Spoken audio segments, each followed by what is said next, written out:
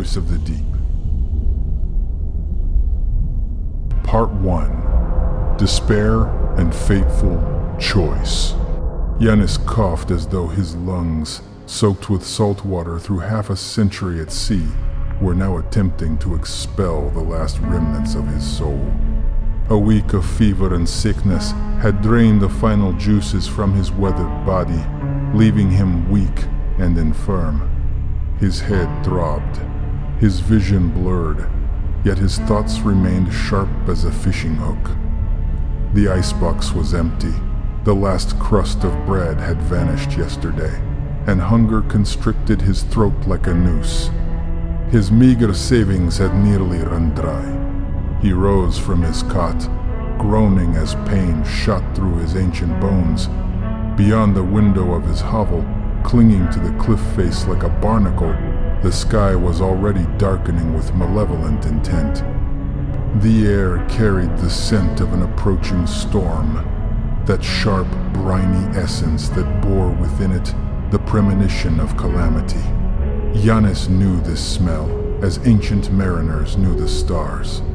Most fishermen, catching such a scent, would remain ashore, cursing the weather and their meager catches. But Yannis could not afford such luxury. He was a fisherman. The sea was his life, his curse, his only hope. His old boat, the Naiad, waited moored to the listing pier. She was as aged and worn as he himself, but she knew every wave of the Aegean Sea. Yannis squared his shoulders, driving away the tremor that ran through his frame. Sardines. That was what he needed. A quick catch to sustain him for another few days. As the Naiad cast off, the first heavy drops of rain were already drumming against her deck. The wind strengthened, transforming the modest waves into restless crests. The sky darkened rapidly, as if some invisible hand were drawing a shroud across the world. Yannis clenched his teeth, hunching over the wheel. He could see in the distance, beyond the horizon, where sky and sea merged into one seething, roiling mass. A true storm was approaching. The boat began to pitch and roll. Waves that had at first merely sprayed across the gunwale now crashed down upon the Naiad with their full might, threatening to capsize her entirely. Yannis held fast, his sinewy hands gripping the wheel, his old muscles straining to their limit. Each swell was a blow from fate itself, each gust of wind a shove toward the abyss. Water lashed his face and flooded his eyes, yet he would not release his grip on the wheel. He was part of this sea, its child, and it sought to draw him into its embrace. It was in the midst of this frenzied tempest, when Yannis could see nothing but foaming crests and spray, that he found himself swept aside. He felt the current change, felt his boat lose its own weight, and begin to drift toward a place he knew the way to, but had never approached willingly, toward the accursed island of Lethe Nesos. Part 2. The Island of Forgetting, Lethe Nesos. The storm reluctantly loosened its grip, yet Yannis felt no relief. On the contrary, his soul filled with a viscous, oppressive dread. His boat, as if robbed of its own will, was being driven toward the shore of Lethe Nesos. He had glimpsed it many times on the horizon, a black silhouette that all mariners gave wide berth. But never had he approached so close. Now the island loomed above him like a colossal, silent monster of stone and shadow. The shoreline consisted of rocks, black and jagged, as if honed by some unknown force. They thrust almost vertically into the sky. They did not merely border the island, they pressed down, hanging threateningly over the restless waters. Here, the wind did not whistle, but moaned, seeping through countless cracks and crevices, and this moan seemed filled with ancient, unspeakable words. The water near the shore was unnaturally dark. Yannis, a man who had spent his entire life at sea, knew every shoal, every reef. But here, in this cove, even through the thinning veil of clouds, the bottom could not be seen. It seemed as though the very depths cast shadows upon the coastal rocks, making them blacker still, swallowing what little light remained of the day. The shoreline, caves and grottos, yawned like black voids, into which, as the stories told, sunlight had never penetrated, concealing in their eternal darkness something that should never have seen the light. The old tales came flooding back, those very stories passed down through generations of fishermen like grim warnings. His grandfather had told him how this island had suddenly emptied many years ago. One morning the inhabitants had simply vanished. No bodies, no traces, only abandoned houses and an eerie, clinging silence that no living soul had disturbed since. Fishermen passing by swore they heard strange sounds unlike anything earthly, and the most desperate among them found on the shore the remains of dolphins that looked as though they had been torn apart by some monstrous force, leaving not a scrap of flesh upon the bones. Yannis felt the air around the island vibrate, emanating a deep, crushing wrongness. This place harbored knowledge that was not meant for mortal minds. The ancients said that here, in these waters, the boundary between worlds was thin as spider silk, and something from the deepest abysses sometimes seeped through. Fear might have paralyzed any other man, but Yannis's hunger and desperation proved stronger. He gazed upon the large, relatively calm bay, where the waves were somewhat quieter and the water seemed less turbulent. Perhaps there are sardines here. This thought, ghostly and deceptive, became his justification. His only way forward. He made his choice. Part 3. First Whispers and the Call. Yannis cast anchor. The chain plunged with a dull thud into the impenetrable blackness, and he could not shake the feeling that it was falling into infinite emptiness. The bay was deceptively calm after the storm, but the stillness brought no comfort. It pressed down, seeming too full of something unspoken, something waiting. He began to unfurl his nets.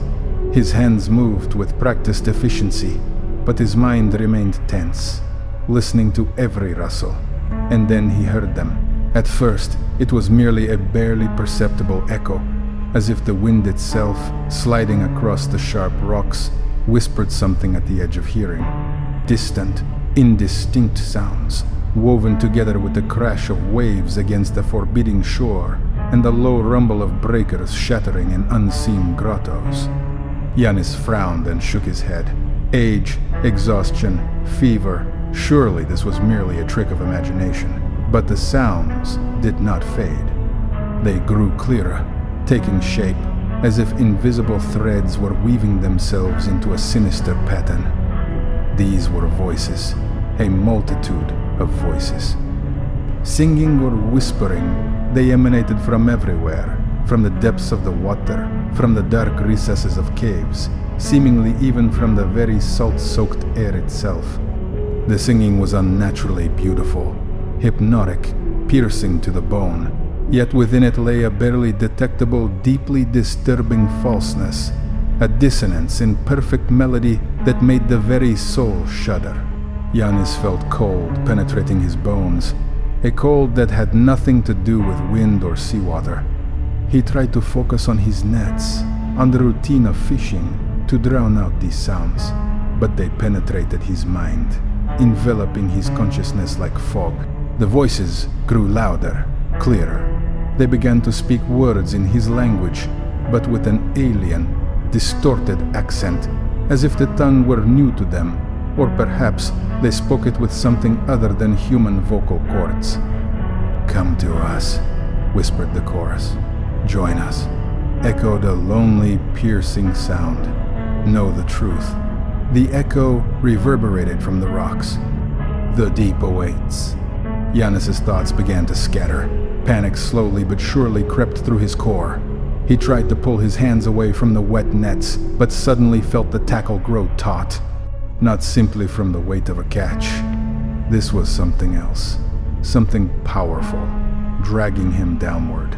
The boat lurched, then began to rock violently, as if something colossal had snagged the nets in the impenetrable darkness below. Yannis gripped the net, attempting to haul it up, but it would not yield. He could feel some mighty force pulling it, as if trying to drag the entire boat down with it. His old hands trembled, his muscles straining desperately. This was inhuman strength, a power that should not have existed in the world of mortals. And then the dark depths of the lagoon began to glow. Not with ordinary bioluminescence, but with an unnatural, pulsating radiance that shimmered with shades of green, blue, and even a strange violet hue. It beckoned and drew his gaze, mesmerizing yet inspiring primordial terror. This light was simultaneously beautiful and repulsive, making his eyes water and distorting the reality around him. The voices swelled to an unbearable chorus of madness, drowning out the beat of his own heart, tearing his sanity apart. Yannis' will melted away, and his consciousness sank into a viscous, cold fog of oblivion. Part 4. Retreat and Final Struggle. The voices became an unbearable chorus of madness, penetrating directly into Yannis' brain, drowning out the beat of his own heart. The pulsating, unnatural light from the depths of the bay now blinded him, distorting reality itself. His entire being screamed one command: flee. The instinct for self-preservation, ancient and mighty, momentarily pierced the veil of feverish trance that these sinister voices had cast over him. Hunger, need, all retreated before pure, primordial terror. With trembling hands, Yannis reached for the anchor chain. He needed to leave, now. Immediately abandon this accursed place, this black maw that seemed ready to snap shut. He pulled the chain with all his strength, intending to wrench the anchor from the grip of the seabed. The metal creaked and groaned, but the anchor would not yield. It was as if it had caught not on rocks, but on something living, enormous, and unwilling to let go. The voices laughed, or did they only seem to? Their whispers now sounded like malicious triumph, interweaving with the sound of the straining chain, which creaked and groaned ominously. Yannis summoned all his remaining strength, his old muscles burning with exertion. The veins in his neck bulged. He pulled and pulled, but the invisible grip below was iron. His boat jerked and swayed, not from the wind, but from the pull of the depths. The light in the water intensified, became almost tangible, and now it seemed not merely to glow, but to pulse in rhythm, with some monstrous heart beating somewhere in the bottomless darkness. Yannis felt this light penetrating him, burning his eyes, filling his mind with vague, horrifying images. He was trapped.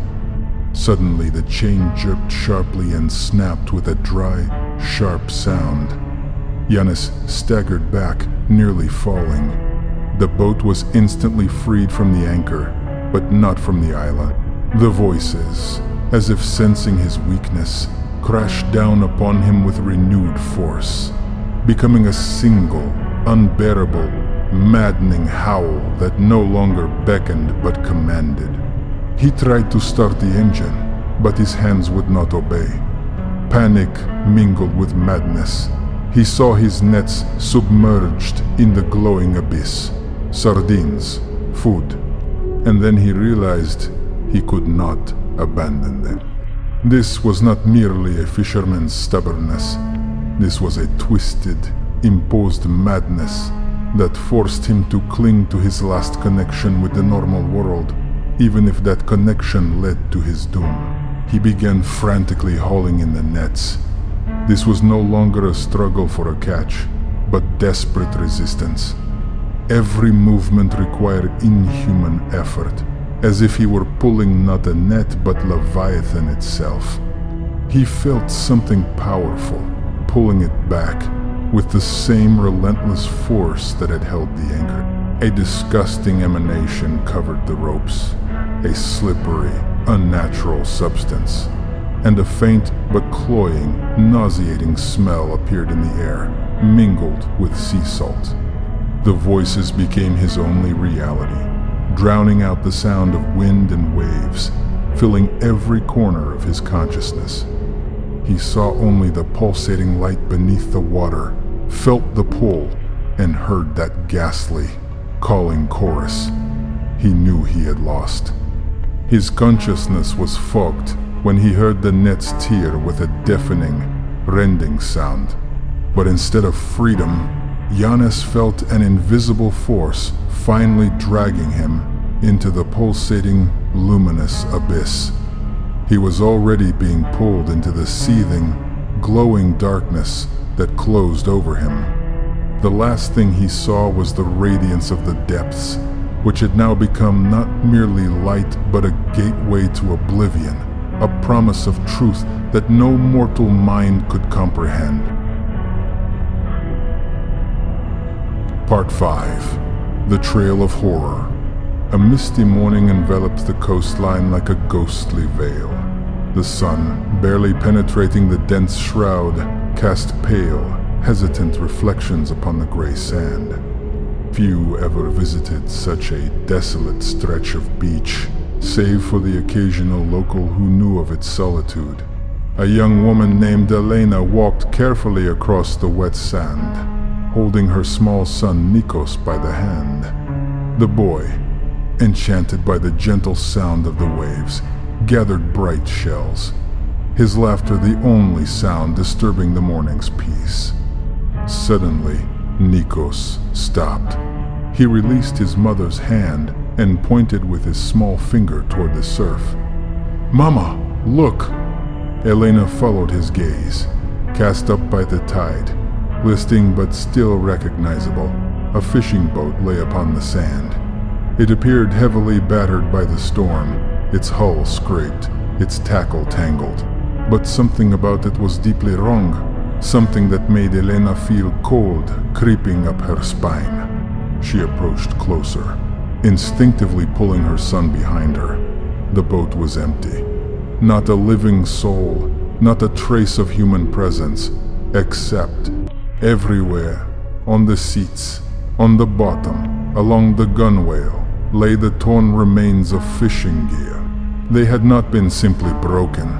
They had been unnaturally rent, as if something monstrous had savaged them, with edges that looked not cut, but cruelly torn. Upon the wooden planks and the remains of the nets, a strange, translucent substance of unnatural greenish and bluish hues was visible. It did not merely glisten, it seemed to pulse faintly, emanating a weak but cloying, nauseating smell mingled with sea salt and decay. Elena instinctively pulled her son's hand away when he reached toward it. Beside the torn nets, half buried in sand, lay two large, dull, dark green scales. Elena carefully picked up one of them.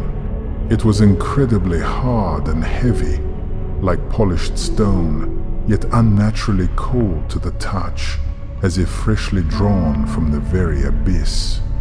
Upon its surface was visible a complex, inhuman pattern unlike anything she had ever seen. It seemed ancient and alien, like the writings of some long-forgotten race.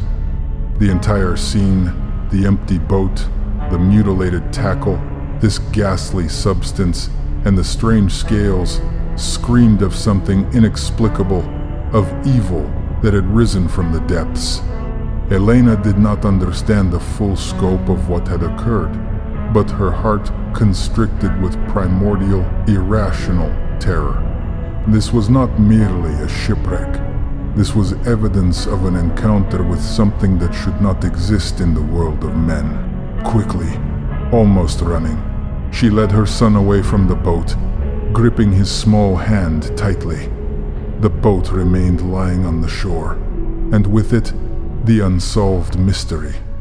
Elena did not look back, but as she departed, she nervously cast one last glance at the dark, bottomless water of the lagoon, which now seemed to gaze back, concealing in its depths something that should never have been brought to light.